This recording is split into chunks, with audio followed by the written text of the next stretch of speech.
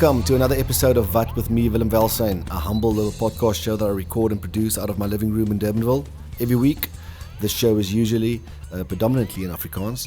And if you're here for part 2 of my conversation with João Luis Lança Henriques, just fast forward a few minutes in while I quickly do my weekly Afrikaans shout-out.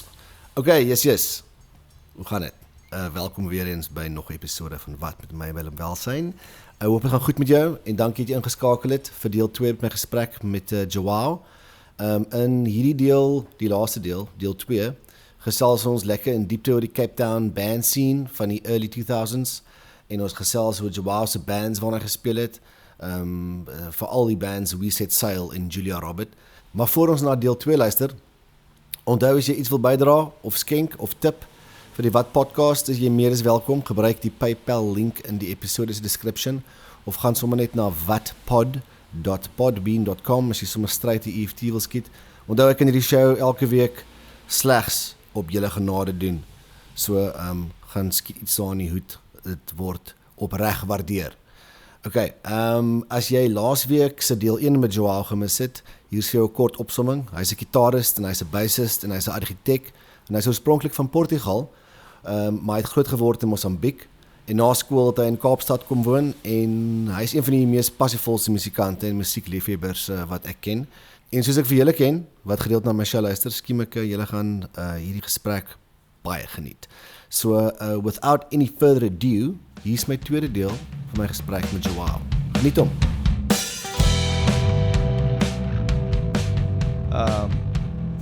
I don't know, like. But you got here and you enrolled into UCT and you started doing architecture. Absolutely. And how long was that course? Like 3 years? Well, the whole course is 6 years. Oh, fuck, okay. Yeah. So it's, the undergraduate course is 3 years. Mm-hmm. So that's your Bachelor of Architectural Studies. And then you do your Masters of Architecture, but you do a practical year in between. So you do 3 years, you do a practical year, and then you do 2 more years to finish your degree. Okay. But again, architecture school was also like a technical Michaelis. Yeah. Because every other kid in architecture school was like a freak, so to speak. Like, you know, obviously with all due respect to the freaks out there. But it was like, yeah, you know, you could just let your freak flag fly. Say that again, I'll cut that. Yeah. Freak flag fly. Yeah. And it was a hotbed for, it was very exciting. And also, we can't ignore the elephant in the room. Like, you know, I've arrived, I wasn't just a little boy who arrived from the small town into the big city. I'd seen a little bit of the world and I had some experience, but now you're by yourself. Yeah. And you're on your own, on your lonesome in Cape Town. It's like, the world's your oyster. Like, let's party. And yeah, there was a lot of partying. So you're, apart from Squam, what was the first band that you joined while studying in Cape Town? Well, okay, so, God, you know, that's how exciting it was. I wanted to do everything. Yeah. Like, everything. And some people have alluded to the fact that I might have, if I don't have it, it's borderline, or it's just I'm a very excitable and interested guy. But some people swear that I have like hints of ADD in me. Yeah. And why is this? So when I first got to University of Cape Town, Mozambican girl, someone I didn't know from back home, but it's such a small place that like she knew a lot of people I knew, and I knew a lot of people that she knew. Anyway, turns out that she was also like in love with Brazilian music and bossa nova and some contemporary artists and stuff. And I was like deep in like my bossa nova like pit. Like I'm chords, diminished, ninths, altered, this and that, like. And I loved that idea. Again, creating your identity. I'm an architect, but I'm also a musician. You know, I used to have this thing. And I do bossa nova. Yeah. And I do this bossa nova Brazilian music thing. I use my fucking pinky. You know, I use my pinky. Hybrid picking. I used to say like, and I don't anymore because I think it's a little cringe, but it was funny. I used to say something like, I'm a musician with a side hustle in architecture to keep up, the thing, just so I can pay some bills. My band's name is Art and the Vandalays. Frank Lloyd and the Ride-Ons. George and the Costanzas. There's actually a band called the Tony Danza Tap Dance Extravaganza. Fuck, that's good. A metal band, by the way. Awesome. Yeah, they're Tony great. Danza and the Tap Dancing Extravaganza. No, the Tony Danza Tap Dance Extravaganza. Oh, that is beautiful. Yeah, I think some of your listeners might know. They're pretty cool. Anyway, so got there, and Gabby, that's this girl's name, and we're like, oh my god, like my guitar is out, and she knows the song, I know the song. So now we're doing like tiny warm-up gigs for lectures that happen after hours in our university. So a lecturer would come and do a lecture on something architecture. Yeah. And there'd always be like a little wine, whatever, like a lecture would happen at university. And Gabby and I would be in a corner playing these little jazz numbers. Like little mood music while the people are entering. That's a cool gig. So that was technically my first gigs in Cape Town, and we really played a lot together. Not in public, not in clubs, but at these things. Yeah. Right. And then when all the Mozambicans would gather at a house party, and my God, it would be like north of 40, 50 people. At some point, it's not Wonderwall, bless be, but it's like someone like, I guess it's something very gregarious about Maputo people. When there's a group and there's a party, there's a group and there's a party. Yeah. So then everyone's singing, and like it's Bob Marley, and then there's Brazilian, and then there's this, and then there's that. So I like kind of cut my teeth in, or those early years in house party gigs. Yeah. Myself and Gabby, and then I think it was after my second year of university. Or after my first year. So before you continue, that's like worth mentioning the fact that you and Gabby, you were a duo that actually played a lot of gigs. Yeah. Did you ever have quote unquote? Yeah, but did you have like a band name or like a project name? No, we were just. I think there's also this thing of like, I think she kind of also dug the idea of like, we're well-rounded cultural creatures. We're architects, and we also sing some. It was a little pretentious. Not that we're playing off that thing, but in hindsight, we loved the fact that we could do this and be this, and that's also a fucking niche, doing that. You know, and you find like it's a no pressure niche, almost. Absolutely, and also how serendipitous that you find a soulmate to a degree, someone who's like just as in love with it and knows the songs and is a geek for the lyrics and for the chords and also plays a little. Anyway, was she your girlfriend? No, at all. But I want to say like a sister for sure, like a huge platonic relationship, like huge. And so you played the guitar and she sang, and what did she play? No, she just sang. She just sang, and I would do a little bit of backups, and then this happened after my first year at university. I went back to Mozambique for the holidays, and this quite a prominent Mozambican musician, he had a band that traveled the world for a while, and they did quite a bit of a noise in South Africa for a while. This band called Napalma. I don't know if that rings a bell. They were like, the best way to describe it, they're like a percussion and electronic band.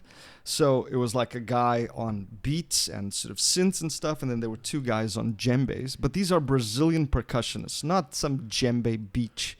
Yeah. No, this is not fire circle. It's not a white man dreadlock drum circle fuck show. These two kids were white, but they're Brazilian, so the percussion is in their blood. So these guys, they're like. So, and then there was this MC, the guy that approached me in Maputo. Anyway, sorry for saying white. No, but I mean, I can see exactly. It's like it's the bro at the beach with the djembe bro. Yeah. So they were that, but they came from the right place, from Brazil. Anyway, so this guy, he had seen me in Cape Town that previous year, and then like he was in Maputo. He was like, listen, I'm putting a band together. Yeah. Just to make a few bucks for the summer. Do you want to come and play guitar with us? And I was like, Yeah, absolutely. I did not make a cent, but I also did not buy one single drink. And I think for a first official gig Yeah. of sorts, again, it was a band that was put together with several musicians from the town. It was a good band. Yeah. Like, because this guy was serious. Like, I'm out to entertain people, but I'm not out to suck on stage. Yeah. Yeah. Because yeah. it was You like took it serious. so, Yeah. so it's like, you want to play, we have to play right. So that was sort of my. So this guy was on drums and you were on guitar. No, this guy was the vocalist. Okay. Okay. Yeah. And then so that further cemented sort of the bug, and now I had like. So that we're in band 3 right now. Because technically, yeah. Because that's a Squamp. Squam, exactly. And then there's you and Gabby. Yeah. And what's this guy's name? His name is Ivo. Evo. Yeah. I wonder if we had a name. We didn't have a name. It was just like Ivo Maya and friends. But that was like so that's like taking your new skills and your new Cape Town vibe and taking it back home to Maputo. Yeah. And living it out and actually taking it seriously. Absolutely. And then most importantly, playing on stage with a group. Yeah. Meaning now it's a team sport. Mm-hmm. Now it's not just you and Gabby, and I No. can do my guitaring and she can do her singing. Now we're all talking to each other, and you have to be aware how to be on stage. Mm-hmm. Like how do you use your pedals? I mean, what's the volume? Like these are like all amazing. And I was surrounded with people that were willing to also tell me how to do things. Did you still rock the Jackson in that band? No, this was a fully acoustic thing, plugged acoustic. Mm-hmm. But it was great because it was acoustic with a ton of effects. So it was like almost a little psychedelic to a degree because like an acoustic guitar through delays and phasers, quite wonderful and weird. Fuck, so that's where you actually started also like experimenting because there's no boundary. I've gathered from you that you can go anywhere with the instrument. Well, I like to try and go anywhere. Like it's funny. It's even better once you have a little bit of experience because sometimes you don't know that there are doors that need to be open. Yeah. And that's sometimes as simple as like, oh, I normally play this lick like this. Yeah. Let me just change one thing about that. And then suddenly it's like, oh, like, but the freedom to go, nah, it doesn't have to be that way. I think it was, yeah, definitely something that was inspired. After that band, were there any other bands between We Set Sail and Gila Robert? No, but there were a couple of bands before that. There was even more before that. Please tell me. Okay, so but because this one also didn't have a name, it's crazy that with you and Gabby, you didn't have a name and spoke about this guy who's he's a vocalist. He's a vocalist. Mozambican, Brazilian, and it was he was such a showman, like someone who can stand on stage, and if it's a dead crowd, he would get like that band Napalma of his, with whom I jammed on stage a few times. Like it could be the most dead crowd, like, oh my God, like the Saturday is ruined, like no one's enjoying. And in 5 minutes, the floor would be pumping. I mean, bras are flying off, like it's insane. So playing with this guy, it was like, okay, so this, not like I'm taking notes, this is how you stand on stage, or this is, it's like, it's osmotic. But it's still fucking education for you. Absolutely. So then I go, a few years go past, I do my practical year in Portugal, that's 2004. I meet up again with the Squam boys. They all moved to Portugal to study. No way. So we get the band back together. So you're not there on the cats together. We get band back together. We never played a gig, but we did this thing where it was an excuse for us to hang out. We'd go and jam on the weekend. Yeah. So throughout that whole year in Portugal, again, still like woodshedding, still getting your chops in order, playing with and learning new things with your old mates. And you still keep the same name as identity. Not really. Okay. It was just like you still know how to play the drums, and the vocalist was. But that must be fucking cool. Meeting up with them in Portugal instead of Maputo. Years later, almost a decade later. Yeah. No, I must say it's 5 years later. Yeah, but it's like a reunion almost for the boys. It was, and it was great. And again, at that point, Renato, he had done his degree in Canada, and like, he was everything that we knew he was going to be, like a bloody genius, Yeah. that stuff. He doesn't do it anymore. The sound, what he studies like as a sound engineer, Yeah. producer and mixer and everything. He doesn't do that anymore. Unfortunately, it just doesn't make him any money. But anyway, so that was great. And when I came back in 2005, Yeah. finally started my first official band. Yeah. And that band was called The Carpet Mafia. The Carpet Mafia. Fuck, you were part of that. Yes. Jeez, João. Yeah. Wow, João. So The Carpet Mafia was myself and I wasn't like, okay, so it was this guy, Chris, American, but he grew up in Maputo, Yeah. right? But also he studied at the French school. So he's a French-speaking American Mozambican. Blonde, blue-eyed, like he's literally a year and a day older than I am. He's an eclectic orgasm. Absolutely. And a fucking genius, like on keys and on guitar. Also his knowledge of American music. Mm-hmm. But like now we're talking, he's the person who introduced me to Fish, Zappa, like jam band vibes, Parliament Funkadelic. Anyway. Captain Beefheart. Like the weird, and also like Chris. Okay, so let me just tell the band. So Chris on keys and guitar, and there was Scott, another American, Scott Southgate on bass. Ooh, that guy, impressive. Like a command of the instrument and a power to make you move your booty. This is again. This is a white boy. Yeah. From Long Island. But he's got some funk DNA Oh like a my motherfucker. God, no, like this is some next level insanity. So him and Chris, plus they all share the same humor. Like it's weird Zappa-esque humor, and it's crass, but it's also with like a wink, and it's. So I it's like tongue and butt cheek kind of humor. Tongue and butt cheek is the best way to put it. So these two cats, they're so musically advanced and so groovy, and there's like a synergy also, like they tapped into each other. Well, yeah, and obviously they'd known each other, like, because Chris had also like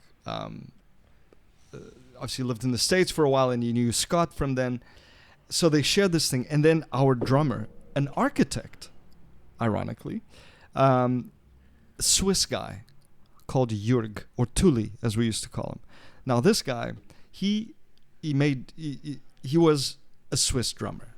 The level of precision and the care that he took, like his drum kit was like it wasn't like a clock, a Swiss clock, but it was like he had the thing, and then he had the trigger hi-hat and the bell and the 30-inch thingy, and then the china this and then the snare that. And yeah, there's fucking splash most probably. So these three cats, right? I joined literally as a rhythm guitarist, and I had a little bit of like, I think what I brought to the table was gies. Yeah.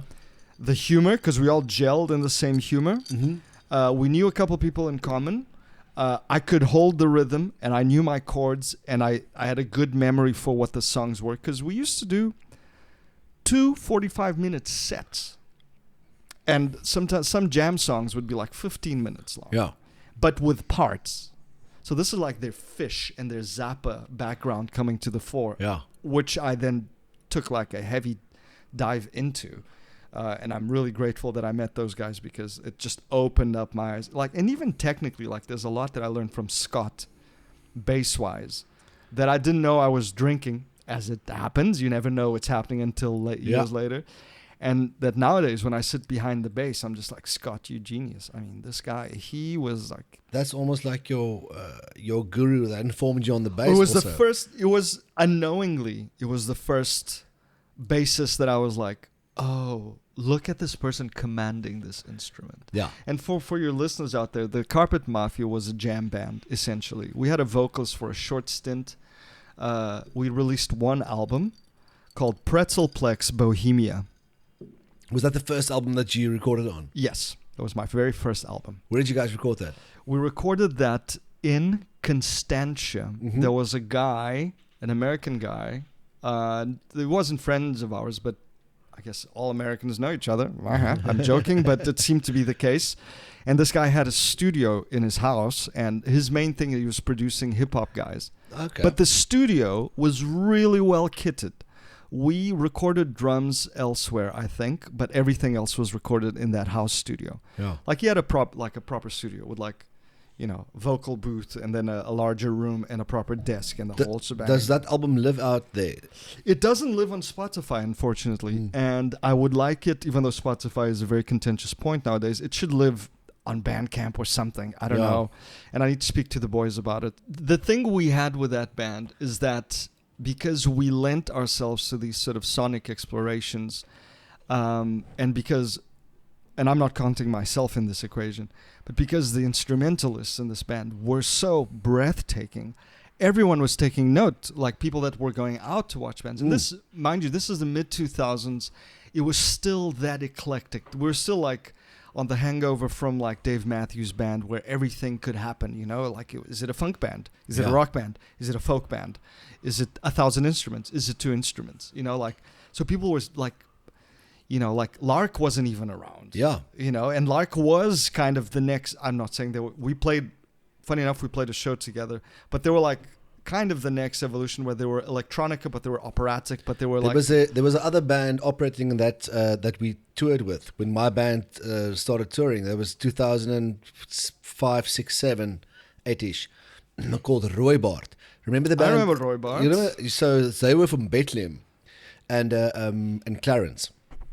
And there was another band called DNA Strength. They were from Stellenbosch. So they were like music students, but very eclectic, like classically trained, but out there. Yeah. You know, and even Springbok Neat Girls. Exactly. They did like Neanderthal #1 is an eclectic mix of an album. Exactly. You know? So what's his name? What would you say if I said I Love You is a reggae song that's completely garbled, and then Bubblegum starts with like this dreamy and then like that's basically Radiohead and Nirvana fucked into one South African fuck show, you know.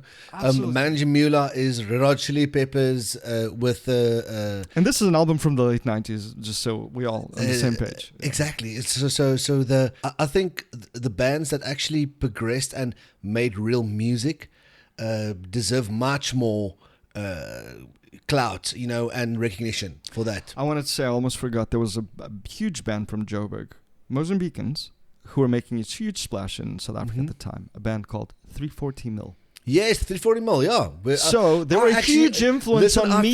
I joined them on stage at Up the Creek. How crazy is that? Yeah. How cool are those cats, first of all? Spectacular. Like some of the cool. Okay, so they're all like 3 years older than me.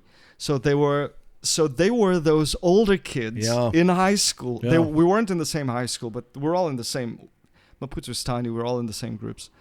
And these were the guys already in bands when I wanted to be in a band. It's like, oh my God, 340 Mil. 340 Mil was basically, if from Mozambique, that would be like Mozambique's Bed on Bricks. Or Police, like reggae dub vibes. Yes, Bed on Bricks, like they walk Sons the same paths. Exactly, completely. They live in the same universe almost. That kind of they make it funky. They make it funky. They make it reggae. They make that reggae or funkiness seem local, and you're like, well, because there's no other frame of reference, so yes, it must be there. You but know? Sophisticated at the same. They're like a notch above. You're looking up. You're taking notes. You're like, they're not fucking around. Yeah, it's like you're taking notes. Like Tiago, a very good friend of mine. We still, whenever he's in Cape Town, Tiago, who is now producing and playing live with Bongiziwe Mabanda. Sama winner. Absolutely. So I stand corrected, but if Bongi won the Sama for the album, then maybe Tiago also won. But Tiago is like a huge reference for me. So going into the Carpet Mafia, I was already like, playing a lot. I don't want to say I was copying Tiago because there's no copying him, but like I was taking a lot of notes from like sort of, first of all, like his demeanor on stage, like, can you be any cooler? Come on, man. Like, Yeah. you're like this tall-looking Jafar motherfucker with blue eyes. Yeah. Like, he's got like dark Arabic skin, but he's got these piercing blue-green eyes. He's calm and collected. He knows what to do on that guitar. Delay master, you know. So I kind of took a little bit of that vibe into the Carpet Mafia, and I think maybe it was that sort of Mozambican flavor that joined with this very eclectic Americana. Not even Americana. Americana, we start thinking country or alternative country. But almost like Latin Americana. Well, I mean, for sure, but there was a lot of also the jam band I'm just throwing references now. there was so many, like, if and I'll try and get you that album, Pretzelplex Bohemia. Like, we touch on, like, some sounds are like, it's kind of like a little Pink Floyd-esque. Did you guys do CDs? Like, we did. No. We printed a bunch. We sold a bunch. We ran out of them all, and I must have one at home, I hope. Yeah. I think it's your duty to basically upload that. Yeah. There's still a couple people. Because, you know what, on that note, because a band like Rooibart, for instance, like, it's one of the best albums ever made. They recorded it in a fucking cave, okay, in Clarence. You know, on a 8-track recorder, on like a digital recording desk, not even a computer, okay? So it's old school, new school, like the method, but it was recorded inside a fucking cave. Literally. And the album title is the cuckest album title ever. It was called Increase the Peace, okay?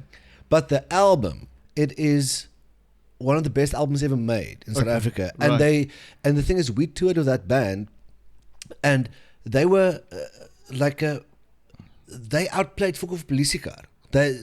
So kids came to check out Fok of Polisikar and ended up dancing and having a better time to Rooibart. To fucking Rooibart. Yeah, and that album, and they also just had it on CD, okay? And they were a bunch of crazy hippies from fucking Bethlehem, and they smoked way too much spliff and drank too much Jägermeister, but they fucking toured and worked their asses off, and they played all the headline sets, and they were great, and that album was spectacular. We had to beg Scully, which was he was like the roadie of the band, and Hensie was the very cool and calm, collective Afrikaans, very introverted frontman, right. And Denzel was the fucking violin player, and Louis played in our band while Gertz was in fucking Thailand.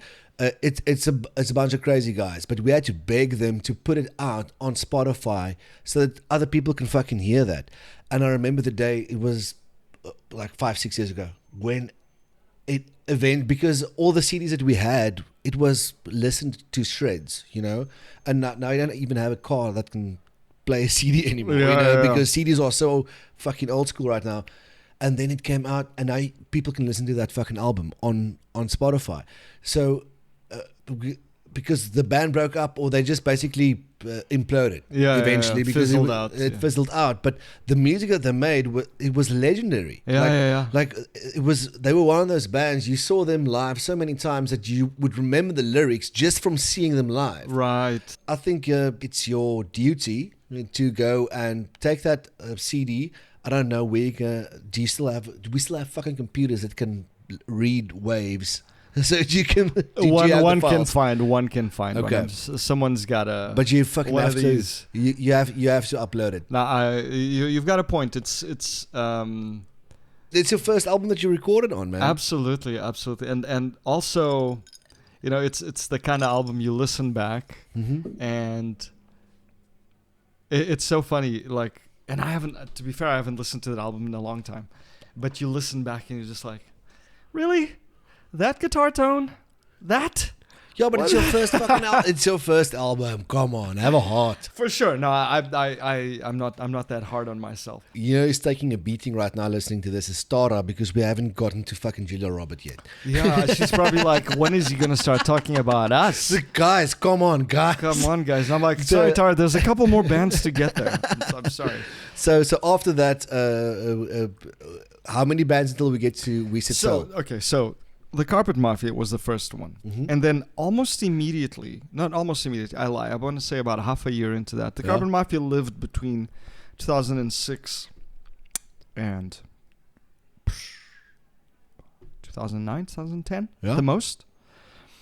So, but like in 2006, almost immediately after starting the Carpet Mafia, there was a bunch of friends that Joburg people who have now become Cape Townians, who were living in OBS, and I was living in OBS, and these guys were in bands.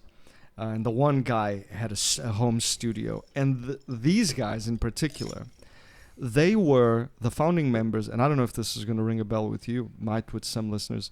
I don't know if you've ever heard of the Spindle Sect. I know the Spindle Sect. The one we played with the Spindle Sect. Okay. At Ambiorix at the Belgian beer pub in Stellenbosch. Was the guy from the Mystics not in the Spindle Sect? I can't, but here's what I can tell you. That's where Inge Beckman, back then Schroeder, started. And they did a bunch of work together, and then she left, and then shortly thereafter she started Lark. But she started there. Anyway, these guys, brothers Darren and Gareth. Yeah. So Darren was on bass, another bass mentor that I didn't realize then. I was on guitar, Gareth on vocals. So you played in the Spindle Sect? No. I played in this other band that had the same members, had some members of the Spindle Sect. Okay, I gotcha. And this band started off by being called Apocalypse Cow. Oh, that's a cool name. And I think that's a Simpsons reference, I think. Apocalypse Cow, cool name, by the way. And then that became APOC, just shortened to APOC. But essentially, whereas the Carpet Mafia was like this sort of jam band funk, it's got a little, maybe a hint of jazz, it's like this multi-eclectic, vibe. APOC was similar, but on the other end of the spectrum, everyone was wanting to play really heavy music. Yeah. So we called it Funk Dub Doom or Fucked Up Doom. That is amazing. So like there was dance, like heavy disco involved, but then super distorted basses and guitar. I was playing like a jazz hollow body, but I was running it through like everything. And then was that the first band you played bass in? No. I was playing guitar in this band. Okay. Yeah. So this band was way more rock and metal and like hip hop, like that side of the eclectic new metal spectrum.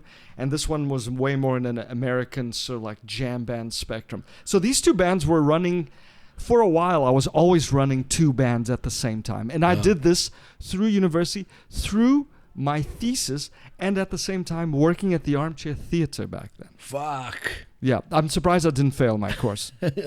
Me too. And that's some friends of mine were like, João, like there's 2 months to the hand end of the thesis. What are you doing shifts at the Armchair Theatre? Why do you have a gig next week? Why are you rehearsing for two bands? Yeah. Why are you in two bands? You have 2 gigs next week, 2 different bands? Did you record with APOC? We did, but we never released anything. Well, but there's a second thing for you to upload. Often I see Gareth, and Gareth is like, man, we really need to do something about that. It's like, you have the tracks. Yeah. I don't have the tracks. Like, whatever, man. Like, I'm here. Let's do it. Funny enough, we recorded at the Armchair Theatre. Okay, so that was APOC. Yeah. And we jammed, it was funny because that was like, rock and grime, and we played just around wasn't the Rabbit Hole around the corner from you? It's right here. Yeah. We played the Rabbit Hole like back in the day, like a few times, and what was the other one? It was like a corner bar. Yeah, corner bar. It was called corner bar. The other, it's literally here at the taxi rank, just down the road. Yeah, which were like real dives. So they were the diviest of all dives. We played like not pretty, ugly places. Great people. Willem Welsen, Sandra Stoffies did a double bill 3 times with what's the most crustiest punk band in Cape Town? Half Price. Yes, with Half Price. That was the first punk band I saw in Cape Town, and I saw their jimmies. So the first gig they were in dresses. Second gigs. Oh, by the way, sorry, the guys from APOC I met through the guys from Half Price at the gig of Half Price. So first gig they in dresses, and this is like a jock vibe at a corner bar. Second gig they're basically naked. Yeah. And third by gig, the second song. Yeah. So no dresses, just naked. And then third gig is a combination of both. Yes. Dresses and then naked. Naked, yeah. And then And a lot of us being fondling. A lot of fondling. Fuck. And then They were not afraid of riling up the homophobes, right? And now we've got some Potchefstroom Afrikaans fans. This one guy's name is literally Pikke. Pikke. Yeah, like Pikke, because that's the name. He's a man. He was not having it, and Yeah, we had to it's too basically much. stop fights because of half price. But so you know the circuit here at that stage. Yeah. There's a band the band that they played with, the Vendetta Cartel. Did you? Yeah, I remember the Vendetta Cartel. So I have a sticker of the Vendetta Cartel, which is a skull with the Dache punk hair yeah, on my Jackson. From then. that's badass. From then. So I fucking jammed at Durbanville. And Badass. it was like it was rough and grimy and a little ugly, but like there was always like a groove thing to it. We weren't like sort of grunging it out or metaling it out. It always had a beat to it. So Yeah. it was a weird combo where we're here to make you dance, but it's really heavy. Yeah. Like there's a backbeat. There's a tsk, tsk, or like a 4 on the floor, or sometimes it's fast, but it's like we're here to make your booty move yeah. with very heavy. And the nice thing about those the OBS scene. So I worked at the Armchair Theatre. That Yeah. was huge formative years, because I worked at the Armchair Theatre 2005, 6, 7, and maybe one shift in 2008. But That was my first Cape Town gig with my band was in 2005, end of 2005 at Armchair Theatre. there you go. Yeah. Like terrible sound, but great people Yeah. and cheap drinks. So I saw Rodriguez there. Yeah. I saw, and I'm just wrapping up top the lady from Case Choice there. I saw. It's not a habit. It's not a habit. No, she went there once. Yeah, it's not a habit. Good one. I wonder if she chose Cat. Good. It's a good question, but a cat in Cape Town? I mean, that's more of a Joburg thing, I think. And No, it's not C choice. yeah. See what I did there? Oh, C's choice. For everyone who's wondering what's happening, you have to rewind back to the 2000s. Also, fuck off, like bringing the house down. Yes, but we played with them. But the first time I played at Do you remember the Armchair. Moshines? No. AC/DC leaning, tangential, like hard rock, like two guys, Marshall Stacks, SGs.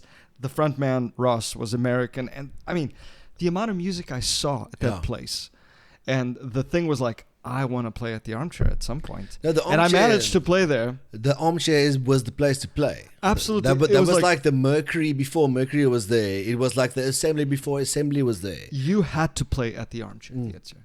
It's a legendary institution. Absolutely. So the people I met, the bands I saw, the amount of music you get exposed to, because every barkeep, and we're all friends, every barkeep, everyone was a creative. Yeah. So there was a bunch of architects, because me and a bunch of friends of mine ended up working there. And then a couple of others were like graphic designs people. And then other people, nothing related, but some people were like literature and English majors and stuff. So everyone was like really had the finger on the pulse of what was cool, the mid 2000s hipsters. No fedoras yet, but a lot of checkered belts. Yes. You remember those? Yeah. And A few wallet chains. so many wallet chains. Oh my God, knee deep wallet chains. So Sonny would always go like, what are you protecting? Your 20 and your 10? Yeah, exactly. Like what is this all about? Come on, man. You can put that in your pocket. Anyway, and so like there was so much music that came out of it, and then because then you're also meeting other musicians, and now you kind of sort of you're not at the same level as some musicians, but now you're sharing. At some point, it's 3 a.m. and you're all sharing a laugh, and you kind of feel part of the scene, and it was great stuff. Eventually, so I had these two, and then eventually APOC sort of didn't fall off the wagon, but it's sort of kind of fizzled out because the bassist, who was kind of the head honcho of the band, he moved to the UK, and a couple other people moved away as well. But then, very quickly, in its place, a band called She-Man Lion came into existence. Also created by many OBS denizens. Yeah. There was the main guy in the band, Ross, who I studied with. He had just he was in love with indie rock, like the mid 2000s indie rock, that that wave that came down to South Africa. He bought a synth, and he was just like, we're talking about guitars and synths a little bit, like keys. It was just like he didn't know how to play guitar, he didn't know how to play synth, but it's like, look what I can do. And it was like, hey, I can play a little guitar, and I just bought a bass, you know. So I'd like to play bass. This was 2010. Yeah. Okay, so this is 2010. I had just bought my first bass, which was a Squier Bronco. Yeah. I don't know if you know what the Bronco looks like. It has a single coil for a pickup, and literally, if you peel the cover, it's a 6-pole single coil. It's a guitar pickup on this bass. So it's like the lowest common denominator for a Squier. Is it like a? It's kind of if a P bass and an offset, not quite a Jaguar, not quite a Jazzmaster, had a chubby child. It's got a Mustangy vibe going. But also not. But also not. It's a short scale, but it's got a gigantic headstock. Anyway, it was great because every single bass that I've gotten since then has only been better by default. Yeah. Because that, you know. So that's the first band you played bass in? Absolutely. And now with this band, we're like, it's disco punk. You know, it's our drummer who is like insane, like Treve, great name. Treve, who is Ross's brother, gifted for the drums. Yeah. So much that he kind of like fell out of love with it. He was just like, well, you know. Did you ever record with that band? We did a 3-track EP, and it's not worth. It's worth listening for, like, just for shits and giggles, but it's not something that's like, oh yeah, that needs to go out there in the ether. It's like, no, it's a good demo. Yeah, it's about it. But it was great. It was great fun because at that point, like, I'm on my third rodeo, not counting those early outfits, but I'm like on my third rodeo in Cape Town, playing all like the Purple Turtles. Hey, Purple Turtle, fucking shout out! What a fucking venue! Another fantastic venue. Yeah. And this band was great, but then it also at some point fizzled out. Again, I think that was the first band where I was like, oh, I see. And this is by no fault of anyone. There was a realization I made. It's like, okay, you can't have a 100% democratic band. Can't have, not for wanting, not because you don't respect each other, not because you don't think other people are great musicians or wanting to do the best for the thing. But at some point, well, for all of those cats, except for me, it was their first band. Oh, yeah. So they were like, no, but we need to do it.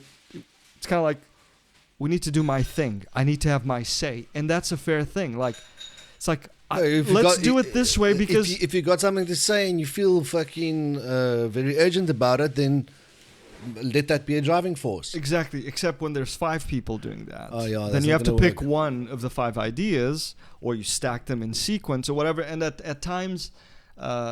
you could notice some frustration, but it's the same frustration that any starting band has.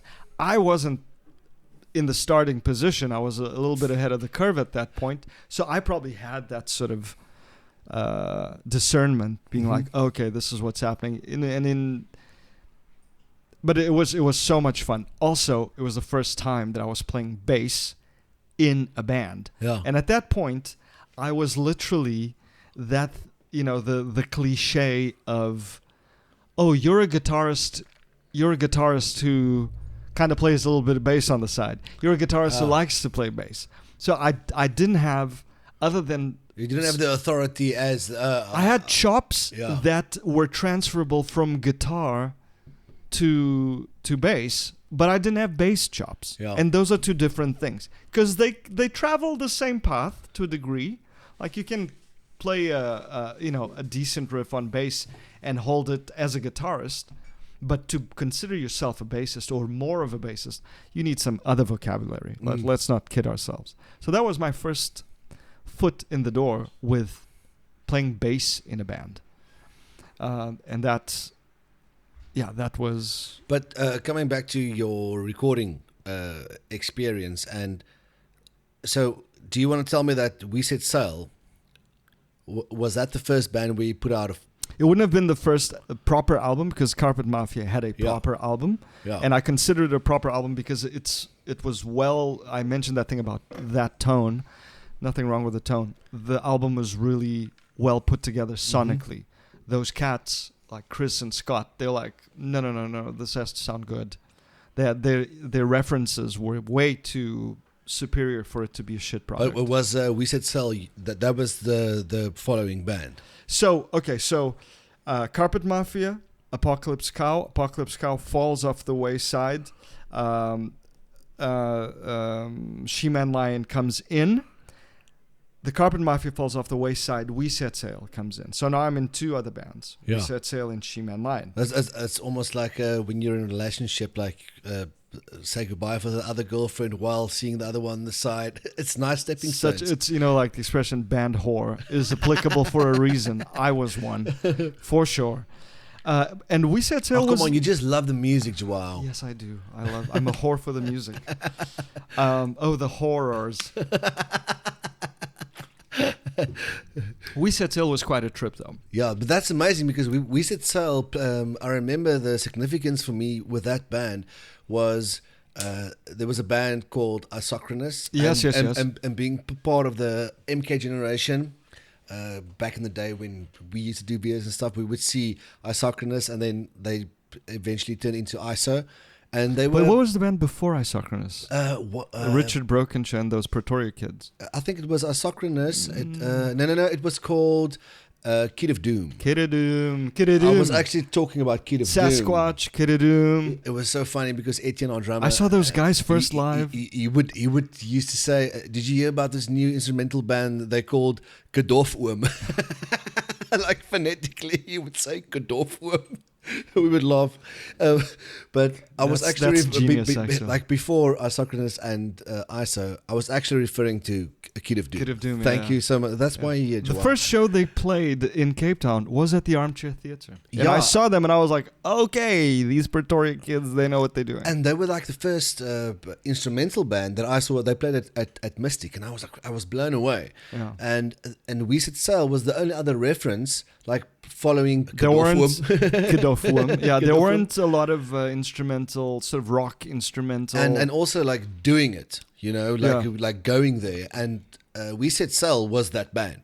You guys like Gedorfoom. I can't fuck myself gonna now. happen. But and also having Gertsch, who is my band, doing your album, obviously. Having some pillow talk with Gertsch in the evening. He did the second album, just so we're clear. The second album. It was the second album. Yeah. The first album we recorded with... please forgive me. It's the guy from New Holland. With TJ de Blanche. Yes, so at a studio, Coffee Stain Studios, just around the corner from here. Tiger. Same guy did the Filth album. Really? Filth. Gareth and Zach on bass. Fucking great album. TJ is a great fucking engineer and producer as well. Yeah. I remember the first time I saw New Holland live because and we became somewhat friends. Like I don't see him around at all. I wonder if he's even in South Africa. But first time I saw them, New Holland, it was their album launch at House of Rasputin, the strip joint on Solari Road, and it was like owned by Russians, and it was like this amazing looking venue, like insanely looking venue, and they were like. And here's the thing, I don't think people give New Holland enough credit. They wrote some really great pop songs. No, they're a great band. Like some really great melodies. I think they caught some flack because they just looked different at the time. But TJ, like... Listen, on that flack note, the thing that I laughed the hardest that you ever said, okay? And this is... And you didn't say this wasn't your opinion, this was something that... I repeated. That you repeated, and and I never thought about it like that when you said we was talking about A-King, which is also a fucking spectacular band, and you said, Oh no, don't say it. Okay, Oh, don't say it. come on, But I didn't. Okay, hang on a The second. thing is, you didn't say that. I repeated it from someone. You repeated it, and I laughed so hard, and I don't know why. I guess we can say it. We could tell you, fuck, Hunter is cool as fuck. And he listens to the podcast and he's got a thick skin. We actually spoke about reviews. This was the context. And you referenced LMG review. It actually came from a review. Yeah. And you said the following. You went, the person critiquing the album, I think it was the debut album, said that this is as close as it gets to Thesaurus Rock. Yeah. And I was drunk at a party, and you said that, and I laughed so hard. Probably and at Jacques and Tara's place. yeah, and I don't know why. Because I'm a fucking big... Because you would enjoy that. No, but I'm a A-King fan, but I'm also... but they're verbose. But Thesaurus Rock is one of the... It's like, I think I laughed so hard because... It was so unnecessary, that line, you know? It's That's why I feel bad for saying it. But I mean, no, whatever. you repeated it. yeah, exactly. You paraphrased. Yeah. I like A-King, by the way.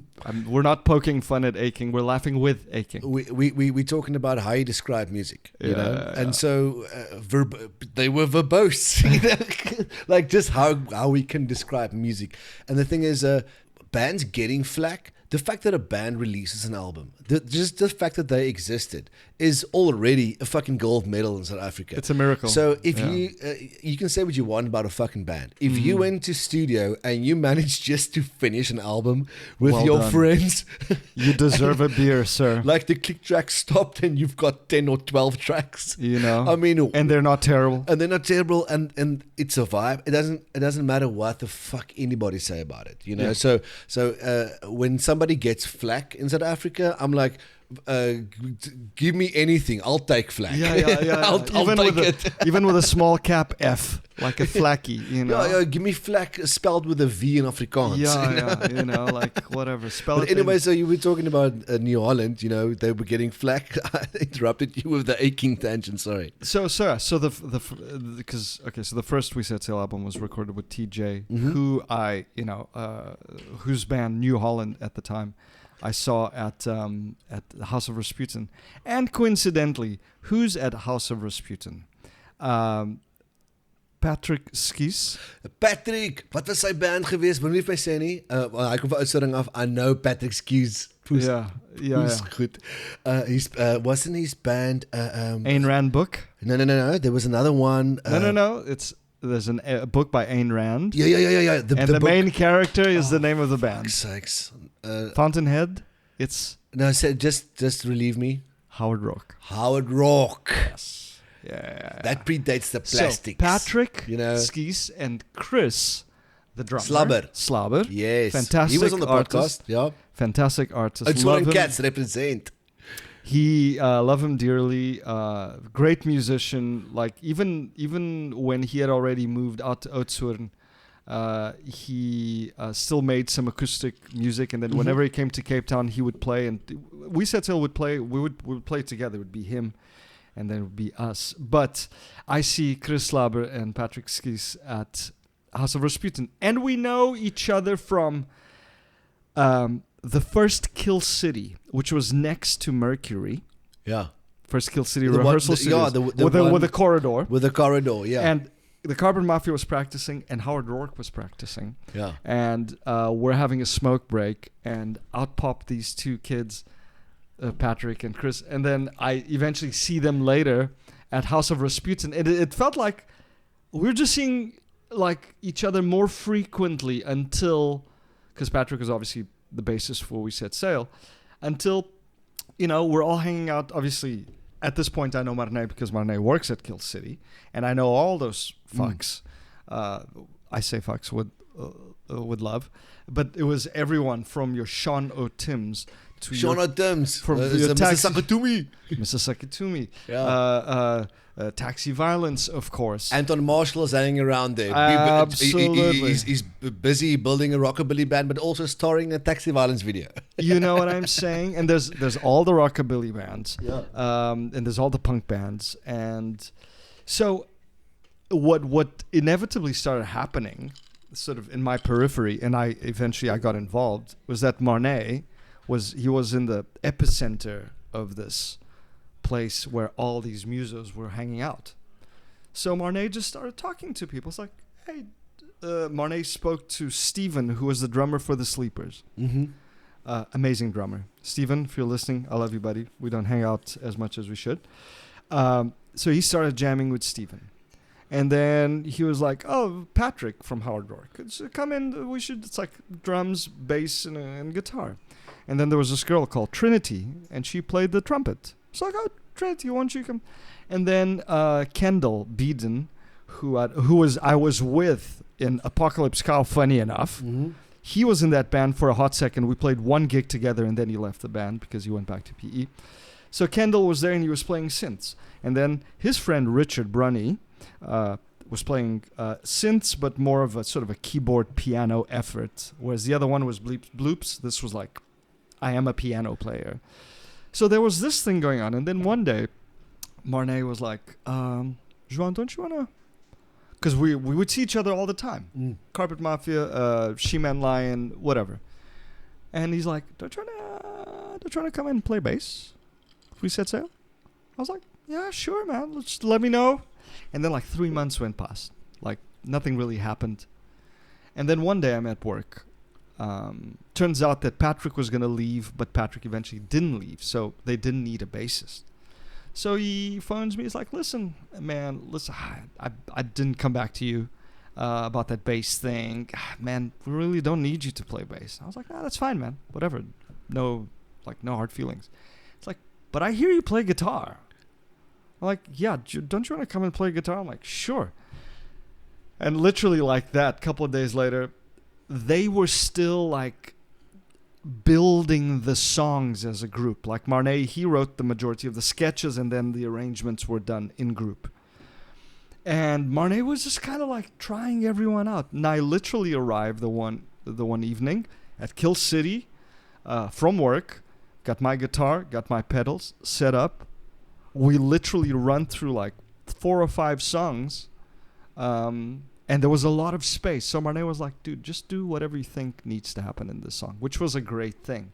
So the songs there was like a core idea, but then all the prettiness and all the other stuff came out of the ether as someone would come in. Like it was, like there'd be these creative bursts and we'd all come together. It's almost like the people that form part of the band like informs the songs also. Absolutely. And so at one point, I remember that first jam, like Marnay was like, okay, you're in the band. Yeah. And I was like, okay, here I am in 2 bands at the same time again.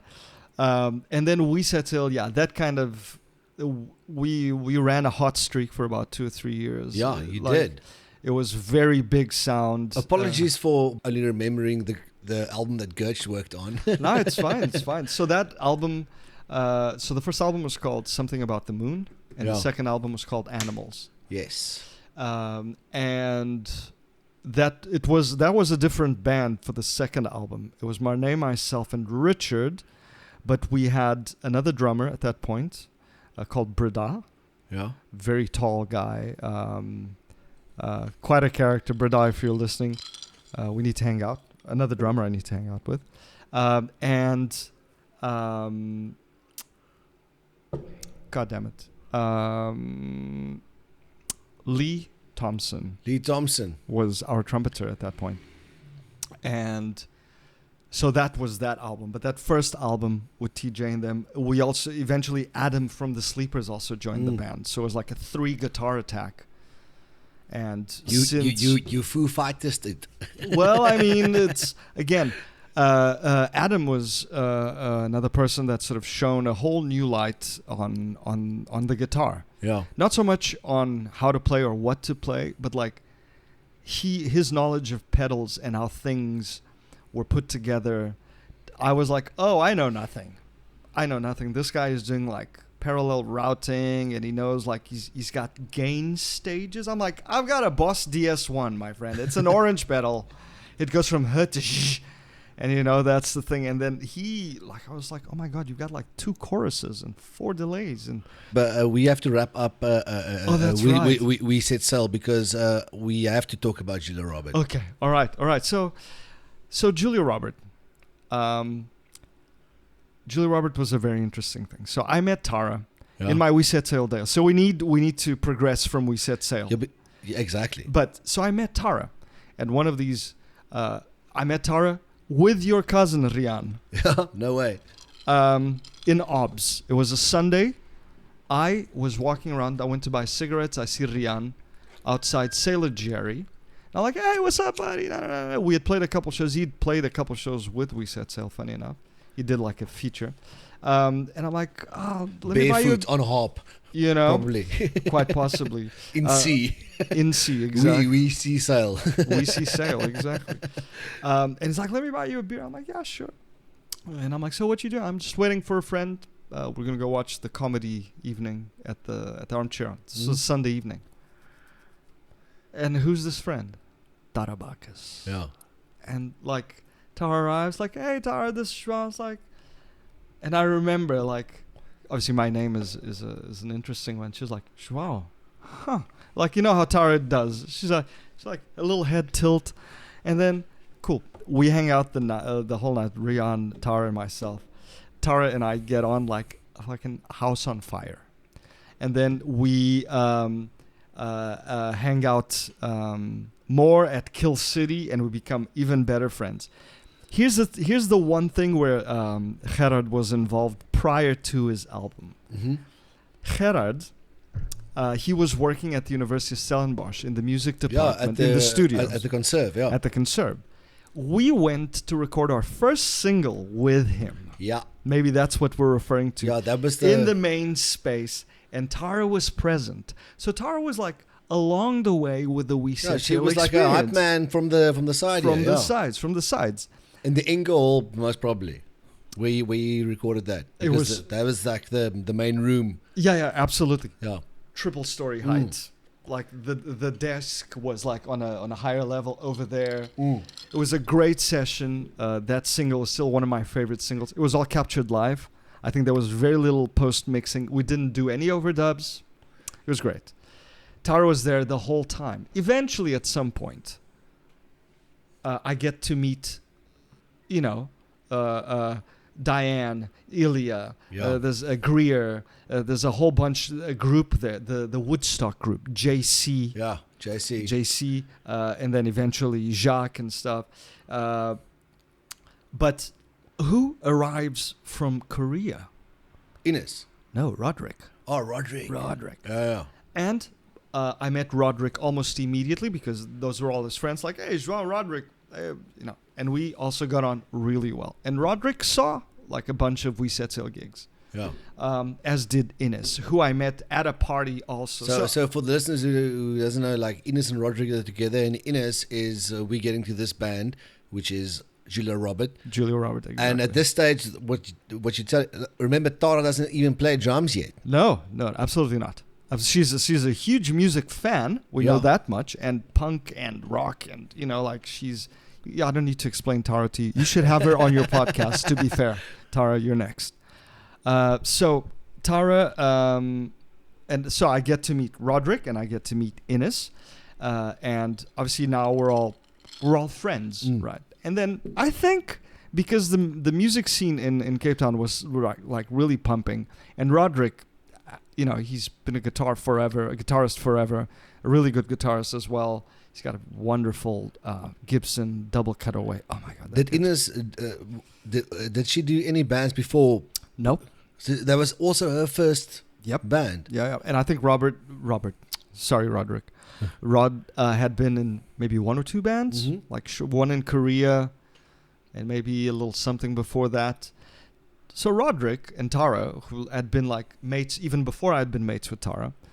I think Roderick, like, because of the bug, he was like, Tara, you and I should start a band. Yeah. So it started with those two. No way. Started with those two. And it was going to be either Tara drums and sings. Yeah. And Roderick plays guitar. Sort of kind of like indie rock duo, also kind of popular at the time. Forever popular, I guess. Or maybe Roderick was going to sing and Tara would just drum. Does Tara know how to drum? No, but Roderick can teach her because Roderick knows a little bit of drumming. Cool. Turns out that Roderick's like, I'm not keen on singing and playing guitar, but I don't see us, you rough and tumble, heavy drummer, and me just on guitar, how this can take off so maybe we need to get like some vocals in here. So they get hold of Ines. Yeah. Ines had never been in the band, but she knows all the cool bands. She's an artist, she's a creative. She looks very cool. You're very cool. Probably the coolest looking of the four of us. I like the German reference on that. Sehr gut, sehr cool. Because she's got so much fucking stage presence. You know? Absolutely. She, even though she would be the first one to say that she, it was quite an experience the first few times that she got on stage, and then, and she would tell the story better. She was really impressed with how purity. Fruit and veggies. Yeah. How she commanded the stage. She was like, damn, how do we follow that woman? Because she's that like band was crazy. And she was fire on stage. Yeah. Anyway, so the three of them got together, and I think they were starting to have a little bit of fun. And I kind of sort of, at some point went, Don't you guys need a bass? Don't you guys need a bassist? And Roderick was, bless him, and I love him for that. He was very direct, like, no, man, no bass. No, he actually said it like this. I'm going to tell you exactly what I told Diane. No. Diane also like it was a friend of ours who had a bass. She also put a name in that. Well, I mean, because we're all friends, and I mean, everyone wants to have, like, who doesn't want to have fun on stage? You know, like, come on, you need to know what to do before you can have serious fun, but it just looks like fun irrespective. Anyway. That band, Julia Robert, for me, like witnessing Julia Robert, it was like a cartoon coming to life. I love that. And it seriously was. And the songs were amazing. And if you were to see that band, you wouldn't think that's Tara playing the drums for the first time. You wouldn't think that's Ines fronting a band for the first time. I don't think that would have worked if you were not part of that. So I think what catalyzed it was literally the lack of low end. You know, like Roderick was like, "Listen, this is sounding great, but like we need some bottom end, you know." And I still remember the first time they asked me to come and jam, I got hammered and I did not play very well. But it was that kind of band. There was like this sort of fun, abandon, and sort of everyone. There was a permission for you to just say what you want to say. And like there were very few guardrails. I think the only guardrail would be it was our limitations. Those were the guardrails. You know, like we can't play a jazz shuffle, but we can do 140 BPMs with Tara behind so that we play to our strengths. You know, and it was we had ridiculous song names. We had ridiculous album names. We had ridiculous photo shoots that if you were to see the photo shoot, you'd be like, that's not the same band that I just heard. You guys had so much fucking Gees, yes. And you were ambitious and you fucking nailed it and you executed it. You guys were literally like Power Rangers, you know. And seriously now, because I know Tara so well, she took it so serious. You know, like Ines is so cool. I never, before you told me this, I thought she was doing it for years. And if I didn't know Tara, I would think that she was doing it for years. Yeah. But the thing is, I only know Ines a little bit. I think I've met Roderick once. Right. But knowing Tara, she was so passionate about this band and about this project. And all this energy, it came across live and on the album as well. You mentioned like the competency. Because Tara, if she would rant away, like in the kitchen somewhere or at a party or whatever, she would feel very, very committed, and she didn't want to come across as incompetent while playing, and she never did. She never did. No, she never did. But she fucking worked hard on that, because that's the first time. Because she's the best person to have if you have a band and she's your friend. You want her to be at your gig. Okay? Oh, absolutely. And all of a sudden, the tables have turned or changed or flipped, and now she actually has to fucking join it. Absolutely. and she was so intimidated about it, and it humbled her on a whole different. Like, I saw her grow while playing in that band. Absolutely. Yeah, Absolutely. It was fascinating to witness. I think when the four of us sort of found each other, well, I mean, I guess I was collected at the very end of the run, but when we clicked, it was like and I don't think everyone went like sort of like in the movies, everyone looks at each other and does a silent acknowledgement. It wasn't like that, but it was kind of like that. Suddenly it was like, oh, we all laugh pretty much about the same stuff. Yeah. One of the things that Jacques Duplessis, our very good friend, and Tara's husband, also incredible multi-instrumentalist, you know who you are, Jacques. Jacques and JC used to say the funniest thing whenever, because we would go and rehearse at Fresh Meat, and Jacques and JC or Herky would be in like the other room, just sort of at drinking the lounge, at the lounge and stuff, and like Jacques would often come to me and be like, dude, you guys never stop speaking. You guys are always talking about something. Joao, you guys like never stop speaking, and you just like continue speaking, and you guys never stop. Maybe you should like be a band that records so that you can stop speaking. Do some songs. Well, I mean, he was, I think, yeah, well, he never said it like that, but I think he was just impressed as to how much we loved hanging out with each other. Yeah. Like, and that's what a band should be also. So for us, it was like we're all kindred spirits. We're all listening to the same music. We're all excited to play music live. A couple of us, I mean, I've always been and I always will be excited about being on stage. It's probably like the biggest kick I've ever gotten ever for anything. Is that high you get when you're on stage, when things are going well, of course. Yeah.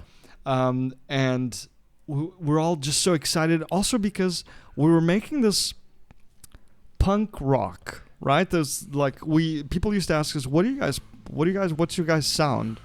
And we wouldn't describe it like a genre. We'd say, no, we play loud and fast. Yeah. So it tells you nothing about our proficiency, but it tells you the impression you're going to get when you see us, which is we play loud and we play fast. We play good or anything, even though the song stood on their own 2 feet. So there was that thing. And then, first of all, there's that chias of wanting to play together. And then there's that chias of, like, I didn't know Ines very well. I knew her somewhat. We were, like, acquainted. And Roderick, the same thing. With Tara, we're like, we're like chums at this point. But it turns out that Roderick and I really like each other and really hang out. The same thing with Ines. Yeah, but it's the same thing with Roderick where you went no, but little did he know. It was in the cards. It was in the cards, It exactly. was in the cards. And then this is then all about what I'm about to say is all about the other three. Is that, for instance, Ines and Tara, like graphic designers or visual artists, let's put it, insanely creative. Like there's not, like it's almost someone left the tap running and there's no way of switching it back off. With those two. And the same thing with Roderick. But obviously Roderick is not an illustrator or anything. He's an English major. His thing is words, and he's so also knowledgeable. an engineer and a producer as well, yeah. Well, so Roderick was like, we need to, as soon as we have a couple of songs, we need to put that onto tape. Yeah. GG recorded our first EP. Yeah. Yeah. Funny enough, the mastering engineer for the first We Set Sail was the first mastering engineer for Julia Robert as well, because I recommended him. I forget his name now. Andre. We'll just leave it at that. And so we're all very creative. But then Roderick was also like, as soon as we have a couple of songs, we need to commit that to tape. So we had 4 songs, and it was like, we have to get in the studio. We have to put that to tape. Just because I think I love that. That's another thing I learned in my journey of music so far. It's like, the moment you can commit it to tape, go and do it now. Yeah. Because some songs become old, and some songs stop being played, and then and so what ended up happening, in its entirety, Julia has 1 album and 5 EPs. Yeah. And all these EPs are like Polaroids, snapshots. Yeah, exactly. So that's Late Stage Dream. That's 2020. But Pop Bullies, that's an That's album. the album. That was the album. Yeah. Exactly. And then There's a Useless Junk for Love and Lies. for Love So and that's Lies. that one. We're just looking at on Spotify. That's a collection of the first 4 EPs. So the first 4 EPs were in order: Bad is Everything, and then Diamante Muy Frustrante, and then For Love and Lies, and then Useless Junk, and then we had the album Pop Bullies, and then after that was Late Stage Dream. That's one of the reasons why, like for a relatively short-lived band, like we're so prolific, is because Roderick from the get-go is like, as soon as we have new stuff, we need to commit. We need to put the stuff and get the snapshot, get the Polaroid going. And it's one of the things that I love. I don't often do nostalgic sort of Spotify runs of my own band. How self-centered. But I love doing it because it reminds me. It's not like, I went and I listened to this album from Julia Roberts. No, I can literally go to one track and be like, oh man, I remember this day. Because it's a vignette of such a particular time.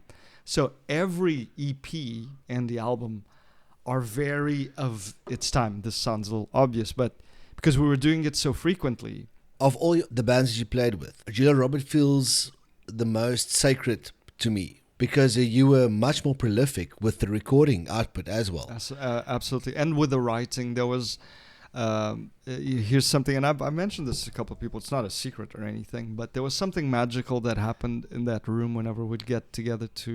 We wouldn't sit down and be like, "Oh, we need to write a song." It's like many bands. You start jamming, and then a riff sticks to another riff, and then you have 2 riffs. And then there's that energy in the room where you go like, "We like this energy. We need to commit to this."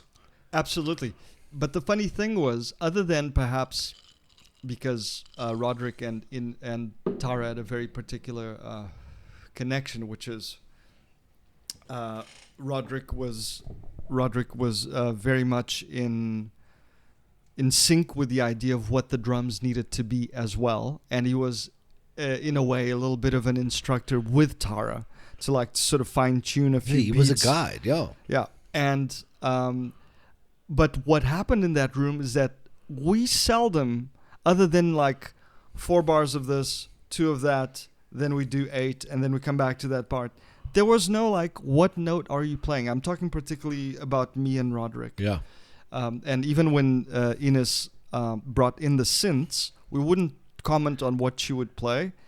Even though when she played guitar, Roderick would be like, please back me up with these chords. So that was a controlled performance as far as Ines playing the guitar. But at no point other than sometimes like, sorry, what's the root note there? I can't pick it up. Roderick would never turn to each other and be like, I'm playing this, won't you play that? Or what are you playing?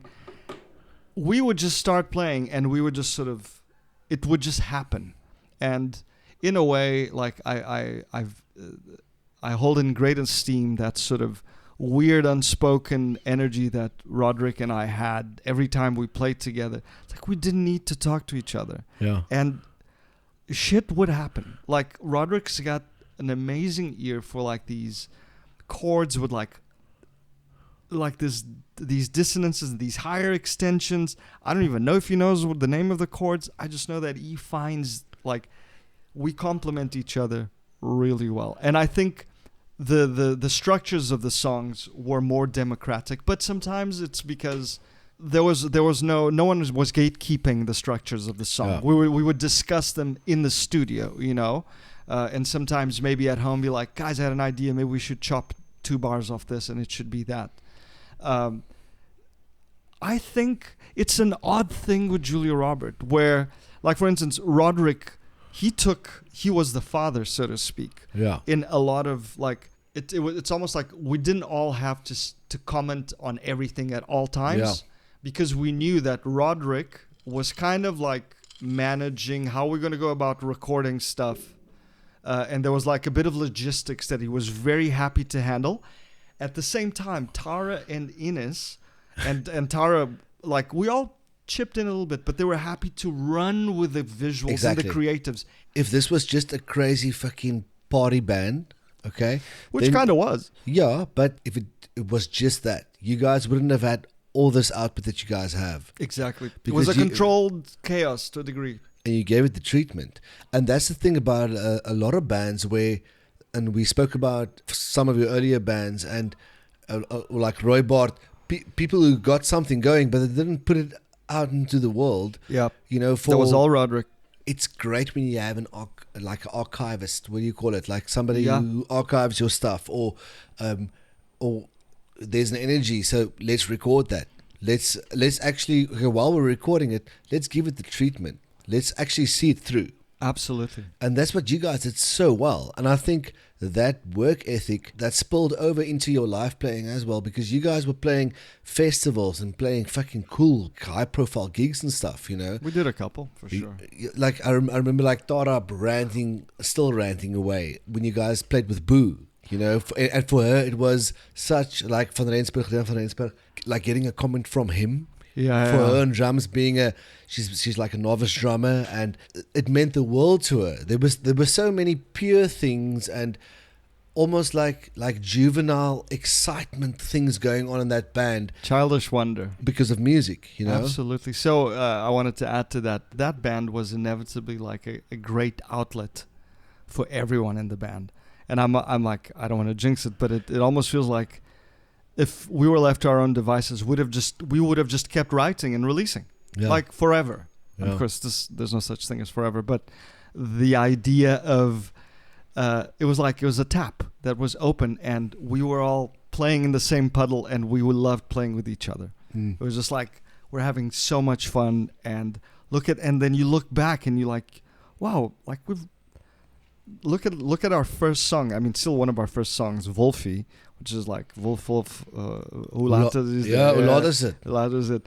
And then much later, a song like Sterkes Mädchen, which is, I mean, we sang a couple of songs in German and in Afrikaans.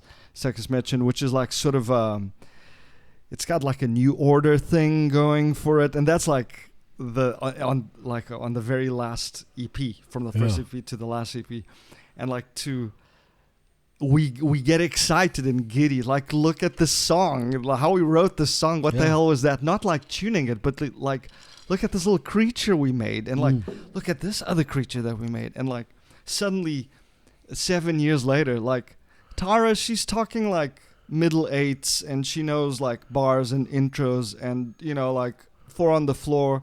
She's smoothed out, and like, Listen, Ines is like. Tara joined the fucking band, our first band, and recorded almost more stuff than the other people who've been jawling bands way back. You know, it's insane how she progressed as a musician. Yeah. Also, what a great body of work, right? Like, there's no denying you played on albums. That's actually the point that I'm trying to make, is that this is her first band, and she's got a body of work in her first band. And that's pretty badass. So that youthful wonder in music, like Julia Roberts, feels to me like your epic. Well, I mean, it's definitely the culmination of everything. Yeah. You know, so it's always been on the up, and Julia Roberts is definitely the peak. I mean, I did a short stint with Holograph, which is Ines and Warren's other band. Which they are now. It's the band without Tara. Well, I mean, it's Ines who's moved to Holland with Warren, obviously her partner, and Warren. God damn it, Warren Fisher. Yeah. My God, I'm so sorry, Warren. Warren Fisher, who's obviously a huge musician here in Cape Town, and recording artist and producer and stuff. He did the vast majority of Julia Roberts' repertoire, by the way. That was Warren as well. But I did a short stint with them after Julia Roberts. But Julia Roberts, I mean, but I never wrote in Holograph. I went in for a whole mission. In another podcast, we can pick up on that. The Julia Roberts was like, as far as writing output, as me writing music, not me writing the songs, because we were all doing it. But me writing music, like pure expression of committing notes to air. Julia Robert, for sure. Julia Robert is an amazing band, and everybody's lives change. When I went to Jock and Tara's wedding, and I was the officiator, and I was the master of ceremonies, I Which you checked did very well, by the way. Thank you so much. I saw the energy in that band. That band is basically forever. It's not a band that's going to break up. You know what I mean? No, we're friends. Well, also, we haven't broken up. We're on a hiatus. Exactly. I'm looking forward to the next Julia Robert music that you guys put out, because something works in that band. It clicks. It does. Thank you for coming in, João. I had a fascinating time. I think I drank about 9 brandies without peeing. Without peeing, well done. I had to break that spell. So yeah, we broke some records on this podcast, and thank you for coming in. And it's so lucky to speak English again. Okay, cool. Well, if you have me back again, hopefully for not such a long one. We don't have to break that record. We can speak you're definitely going to come in for a part 2, 3, 4, and maybe 6 and 7. Okay. The 5 is the 5 we're going to leave for Tara. Okay. Yes, for sure. Great talk, João. Thank you, Willem. Wait, before you go, how do you pronounce your surname? Henriques. No, say it slowly. Enriquez. Enriquez. Thank you. See, but that's Spanish sounding, so you need to say Enriques, like Hendrix. But like instead of Drix, you say Enriques. Thank you. So now that makes total sense. Thank you, João. Cheers.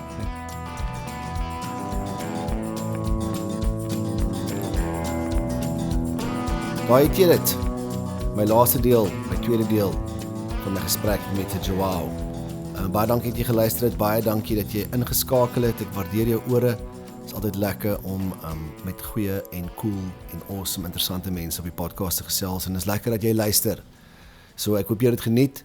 En onthou gou, as jy ietsie wil skenk vir die podcast en jy wil die podcast ondersteun, gebruik die PayPal link in die episodes description of gaan na watpod.podbean.com as jy sommer net iets stryd wil EFT. En as jy wil hê ek moet vir jou ad uitlees op die show of jy wil net 'n e-mail skryf, stuur vir my 'n e-mail na williamwelfare@gmail.com. Okay julle, jy moet 'n lekker naweek hê en wees veilig op buite en moenie drink in die reën nie en moenie drink en bestuur nie. En geniet jouself en wees veilig.